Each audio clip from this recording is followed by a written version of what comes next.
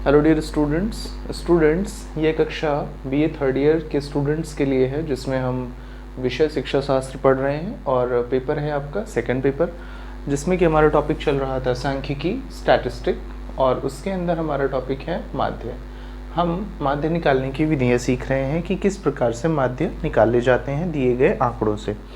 इसके पहले की कक्षाओं में हमने माध्य के विभिन्न प्रकार समझ लिए थे, किस माध्य के कौन कौन से प्रकारों को हम यूज़ कर सकते हैं, जैसे कि वर्गित समूह और अवर्गित समूह के अनुसार उसे पहले बांटते हैं। फिर वर्गित समूह में अवर्गित समूह में किस प्रकार से जो आंकड़े हमें दिए गए होते हैं उनमें हम माध्य कैसे प्राप्त कर पा रहे होते हैं, हम ये सीख चुके हैं। और आज की कक्षा में हम लोग पढ़ेंगे दीर्घ विधि द्वारा माध्य निकालना। ठीक है, आपके सामने एक ये क्वेश्चन नोट है बोर्ड पर, ठीक, और ये इसे हम दीर्घ विधि के द्वारा इस क्वेश्चन को हम सॉल्व करेंगे।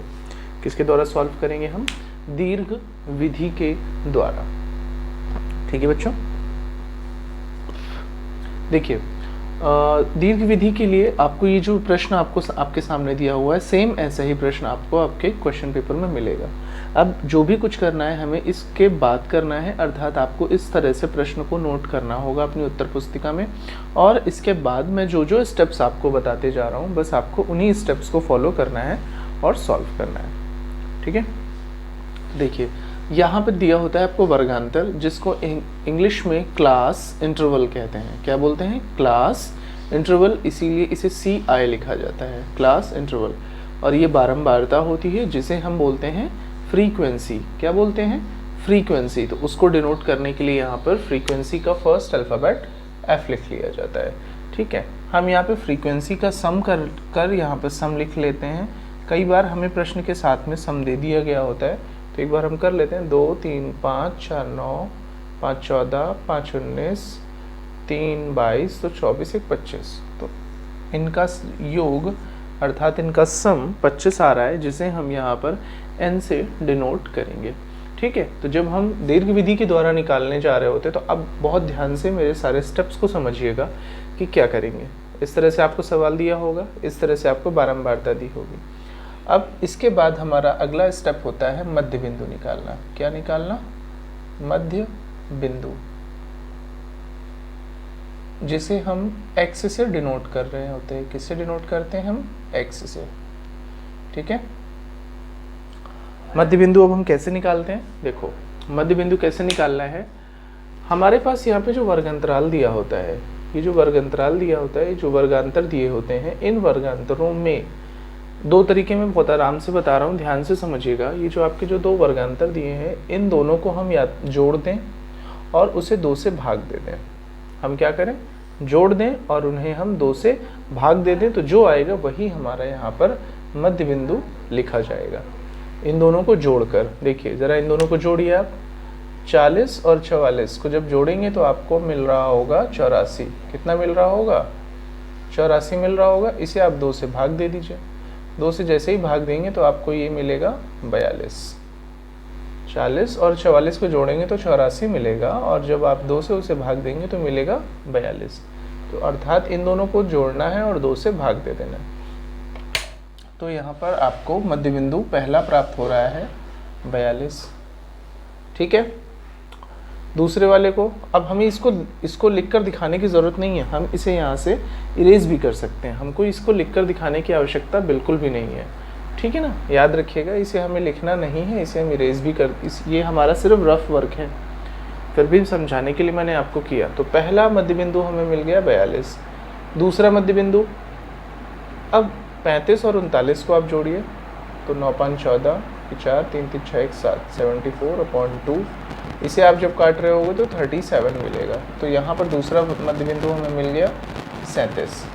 ठीक, तो हमने क्या किया यहाँ पर? इन दोनों को जोड़ा और 2 से भाग दे दिया। इन दोनों को जोड़कर हमने क्या किया? 2 से भाग कर दिया। ठीक है बच्चों, तो अब यहाँ पर आप देखो, ये 42, ये 37, दोनों में गैप आया 5 का। दोनों में गैप आया 5 का। यहाँ पर भी देखो, ये 40 और ये 35, ये 35 और ये 30, ये 30, ये 25, ये 25, ये 20, ये 20, ये 15, तो सब में 5-5 का गैप है। कितने का? 5 का अंतर आ रहा है। तो यहाँ जो मध्य बिंदु आएंगे ना उनमें भी 5 का अंतर आना चाहिए। देखो दो आज बीच इनमें 5 का अंतर प्राप्त हो चुका है हमें, 42, 37। फिर अब इसको जोड़ो, देखो अब दो रास्ते हैं, या तो आप इसे जोड़कर 2 से भाग करते जाओ, या तो यहाँ गैप पता कर लो और फिर लिखते चले जाओ। दोनों तरीके हैं, तो आपको जो सही लगे, आपको अगर इसको जोड़कर, आपको इसे जोड़कर 2 से भाग देकर यहाँ लिखना सही लग रहा है तो आप वो कर सकते हो, और या फिर गैप के अकॉर्डिंग लग रहा है तो वो कर सकते हो। तो यहाँ पे 42 और 37, अब आएगा यहाँ पर 32, इसके बाद आएगा यहाँ पर 27, इसके बाद हो जाएगा 22, इसके बाद यहाँ हो जाएगा 17, यहाँ पर होगा 12, यहाँ पर हो जाएगा 7। ठीक है, तो इस प्रकार आप मध्य बिंदु निकाल लोगे। तो मध्य बिंदु निकालना में आई थिंक किसी को दिक्कत नहीं होनी चाहिए, बहुत आसान तरीका है, बस हमें इन दोनों को जोड़ना है और 2 से भाग दे देना है, वही यहाँ लिखते चले जाना है। सिंपली यहाँ भी देख लो, 5 और 9 जोड़ोगे तो आएगा 14, और 14 को 2 से भाग करोगे तो आएगा 7। ठीक है ना, तो इस तरीके से अब मध्य बिंदु जब निकल जाता है उसके बाद हमें यहाँ पर क्या करना होता है, f गुणे x, f और गुणे x यहाँ पर निकालना होता है। ठीक है ना, तो यहाँ पर जब इसे करोगे तो 84 हो जाएगा ये, इसे करोगे तो 3 7 21 की 1, हाथ से लगी 2, 3 3 9 2 11, 4 से करोगे 4 दूनी 8, 4 3 12, 5 से करोगे इसको, सब मैं देखो गुणा कर रहा हूँ बस, और ये कैलकुलेशन आपको खुद करना है। 5 7 35 की 5, हाथ से लाई 3, 5 दूनी 10 3 13, ये हो जाएगा 110, ये हो जाएगा 51, ये हो जाएगा 24, ये हो जाएगा 7 एकम 7। अब हमारा यहाँ पर काम है सिग्मा एफ एक्स फाइंड करना। सिग्मा एफ एक्स का मतलब है इन सबको हमें एक साथ जोड़ देना है। लिखते समय बड़ा सावधानी रखना है कि सब अंक के अंक इकाई के नीचे इकाई आए, दहाई के नीचे दहाई आए, जिससे कि जोड़ने में आसान हो और टेबल आपकी व्यवस्थित समझ में आए। ठीक है, तो ज़रा जोड़ लेते हैं। 4 1 5, 8 5 13, 5 18, 1 19, 4 23, 7 30, 30 की 0, हासिल लग रही 3, हासिल आई 3। अब देखो 8 1 9, 2 11, 3 14, 1 15, 5 20, 2 22, 22 3 25, 25 की 5, हासिल लग रही 2, 1 2 3 4, 4 और ये 2 6। ठीक, तो सिग्मा एफ एक्स हमारा आ गया 650, एन हमारा आ गया 25। दीर्घ विधि से माध्य निकालने का फॉर्मूला हम जानते हैं, क्या होता है, माध्य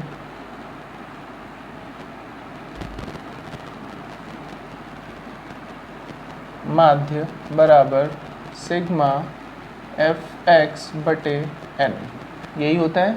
हमने इसके पिछली कक्षा में भी सिखाया था दीर्घ विधि द्वारा माध्य निकालने का फॉर्मूला, आप सबके पास नोट होगा, और नहीं नोट है तो इसे नोट कर लीजिए। सिग्मा एफ एक्स हमारा कितना निकल रहा है, 650, और हमारे पास एन कितना आ रहा है, 25।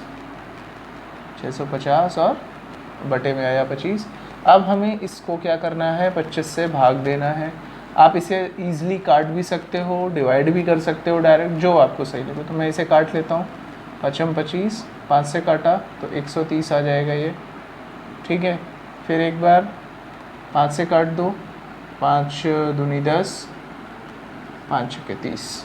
ठीक, तो यहाँ निकल रहा है हमारा 26। तो अतः माध्य बराबर हमें प्राप्त हुआ 26। ठीक है बच्चों, तो इस तरह से हम दीर्घ विधि द्वारा माध्य निकालना सीख रहे होते हैं। ठीक है, फिर से एक बार समझ लेते हैं। ये वर्गांतर दिया होता है और बारंबारता, ये आपको प्रश्न में एज इट इज़ दिया होगा, बिल्कुल भी सोचने की ज़रूरत नहीं है। इतना सेक्शन आपको मिलेगा। आपका काम यहाँ से शुरू होता है।